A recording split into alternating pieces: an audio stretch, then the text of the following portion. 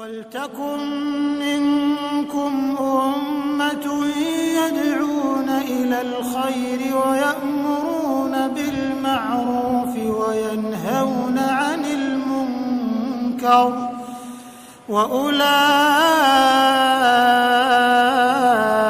هُمُ الْمُفْلِحُونَ. Assalamualaikum warahmatullahi wabarakatuh.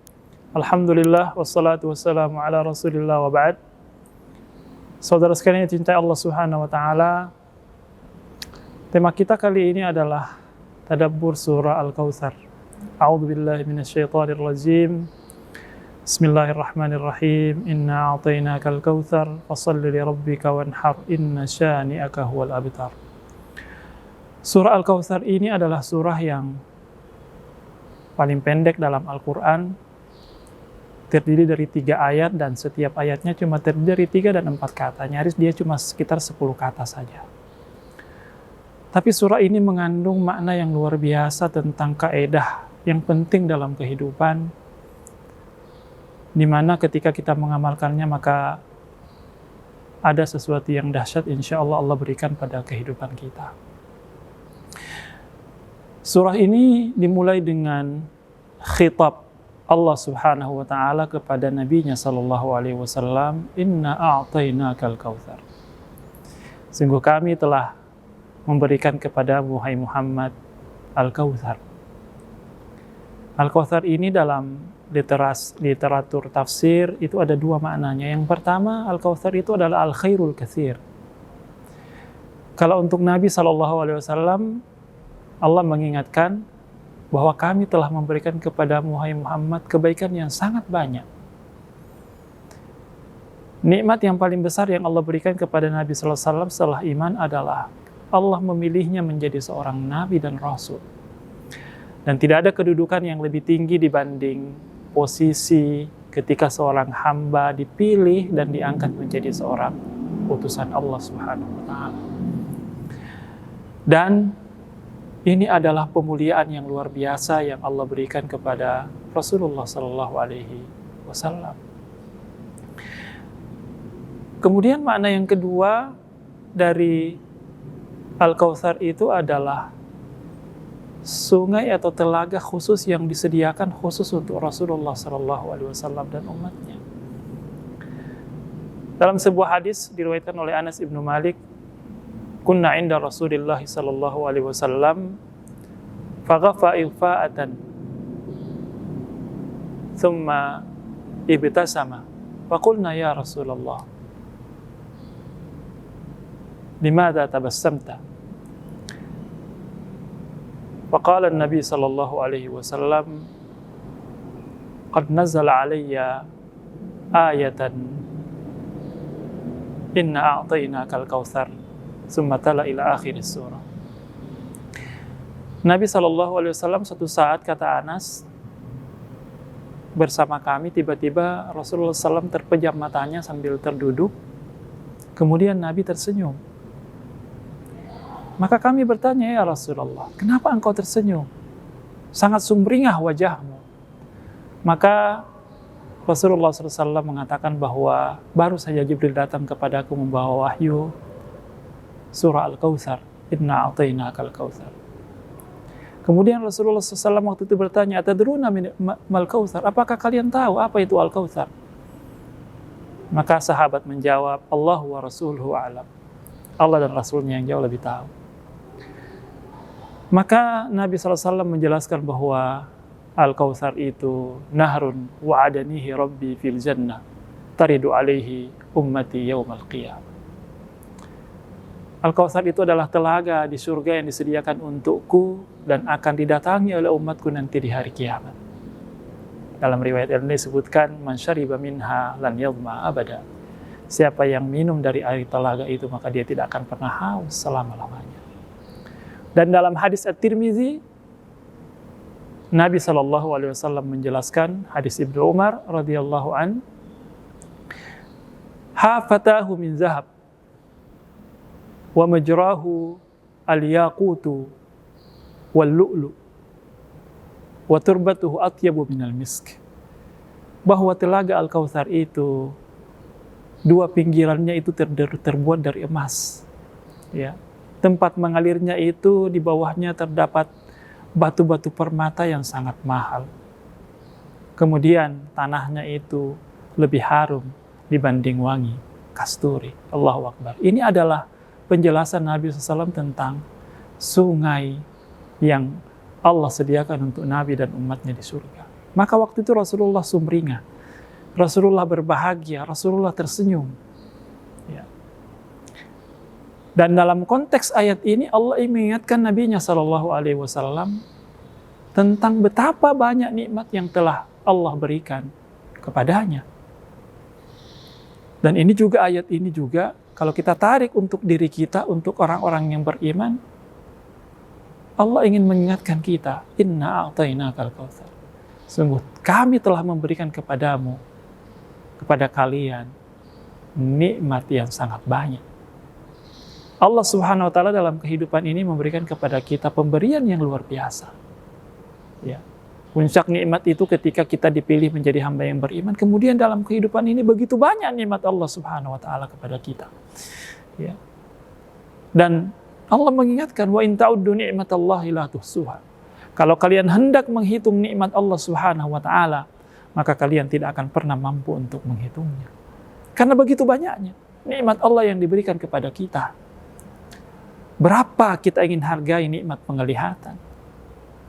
Berapa kita ingin hargai nikmat pendengaran?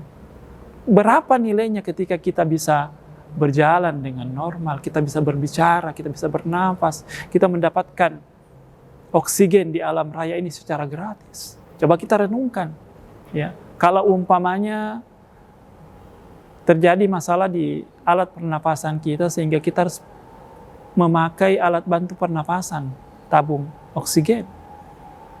Tabung oksigen itu mahal harganya, ya. Mungkin sampai ratusan jutaan rupiah harganya. Cuma dipakai untuk beberapa jam saja. Ya. Sementara kita 1 kali 24 jam menghirup oksigen itu secara gratis dari Allah Subhanahu wa Ta'ala. Itu baru satu judul. Belum lagi hal-hal yang lainnya. Maka benarlah ketika Allah Subhanahu wa Ta'ala mengatakan, kamu tidak akan mampu menghitung nikmat-nikmatnya kepadamu. Maka di ayat yang kedua ada panduan dari Allah Subhanahu wa Ta'ala untuk kita.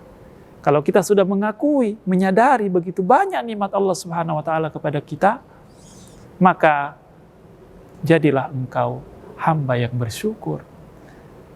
Syukurilah nikmat Allah Subhanahu wa Ta'ala. Bagaimana cara mensyukuri nikmat Allah itu? Saudara yang cintai Allah Subhanahu wa Ta'ala, ayat kedua memberikan kepada kita panduannya. Yang pertama, wassalli li rabbika. Maka salatlah engkau karena Tuhanmu. Jadi tanda bersyukur yang pertama dan utama adalah bahwa seorang hamba memperhatikan ibadah salatnya. Ibadah salat dalam agama kita adalah ibadah yang sangat utama, ibadah inti. Ya.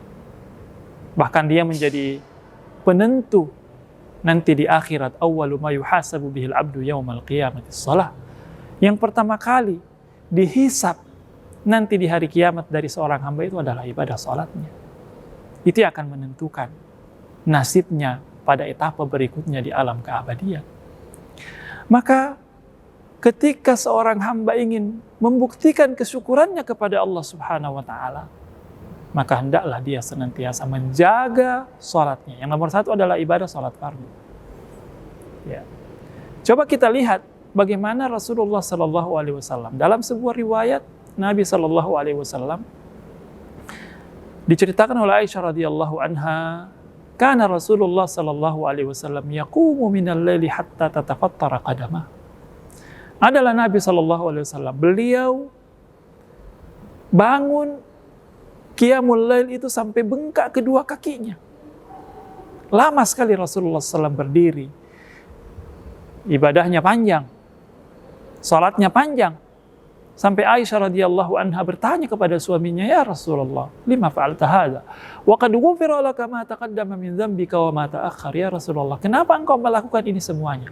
Padahal Allah sudah mengampuni dosamu yang lalu dan yang akan datang. Maka Nabi SAW menjawab, ya Aisyah, Afala akunu abdan syakura. Wahai Aisyah, tidakkah layak aku ingin menjadi hamba yang bersyukur, banyak bersyukur kepada Allah. Sehingga saya serius dalam beribadah. Saya berdiri dalam durasi yang lama, saya sujud dalam durasi yang lama, karena saya ingin menjadi hamba yang bersyukur kepada Allah Subhanahu wa ta'ala. Kalau kita juga lihat dalam riwayat bagaimana salat Nabi dan para sahabat, maka kita menemukan fakta Umar ibn Khattab radhiyallahu an dalam sebuah riwayat itu, beliau biasa mengimami kaum muslimin salat subuh dengan setelah membaca Al-Fatihah itu dia membaca surah Yusuf. Surah Yusuf itu 6 lembar. Dia baca dalam 2 rakaat itu. Begitu para sahabat itu ingin betul-betul serius dalam beribadah kepada Allah Subhanahu wa ta'ala, membuktikan kesyukurannya kepada Allah Subhanahu wa ta'ala. Maka mari kita usahakan salat fardu kita selalu tepat waktu.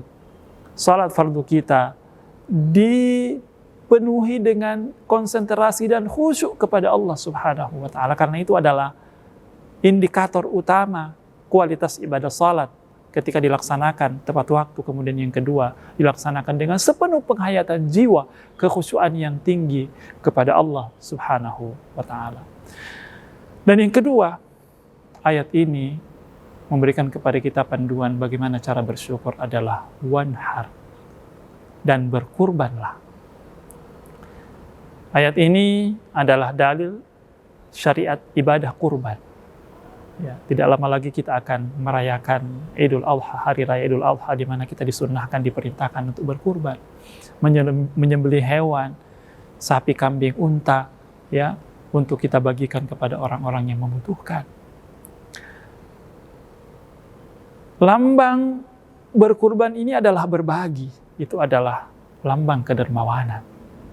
Jadi orang yang bersyukur itu selalu mau berbagi, selalu ingin memberikan, menampakkan kepeduliannya kepada orang, meringankan beban orang lain.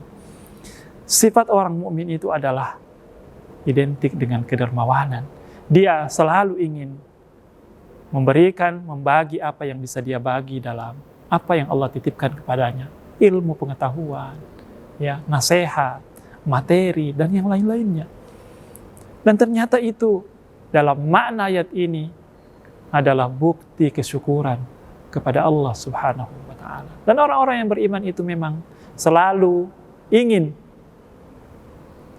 membagikan, ya, mendermakan apa yang Allah titipkan untuknya. Dan itu sekali lagi, saudara sekalian yang cintai Allah Subhanahu wa ta'ala, sebagai bukti bahwa kita bersyukur kepada Allah Subhanahu wa ta'ala. Dan 2 ayat ini kalau kita perhatikan, atau 2 poin ini, salat kemudian berbagi, itu mewakili bagusnya hubungan kita kepada Allah, hablum minallah. Dan yang kedua, bagusnya hubungan kita dengan sesama manusia, dengan selalu kita peduli. Dan Allah menutup firman-Nya di ayat ini, di surah ini, dengan ayat yang ketiga, inna syani'aka huwal abtar. Sungguhnya orang yang membencimu itulah orang yang terputus dari rahmat Allah Subhanahu wa ta'ala. Artinya apa?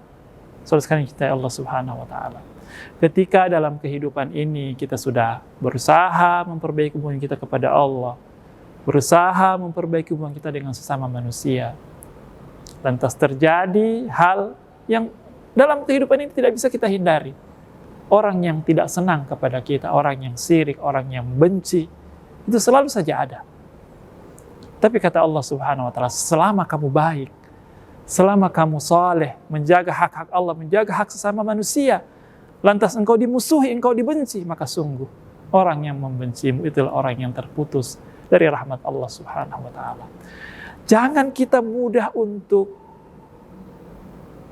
terpengaruh dengan sikap-sikap buruk orang lain selama kita menjaga hak-hak Allah dan hak-hak sama manusia. Karena sunnatullah mengatakan kita tidak akan bisa dan mampu membuat suka semua orang. Serahkanlah kepada Allah Subhanahu wa ta'ala kebencian orang itu. Berpasrahlah diri kita kepada Allah Subhanahu wa ta'ala apabila ada orang yang memusuhi. Karena itulah warna-warna kehidupan yang harus senantiasa bisa kita lalui dengan baik.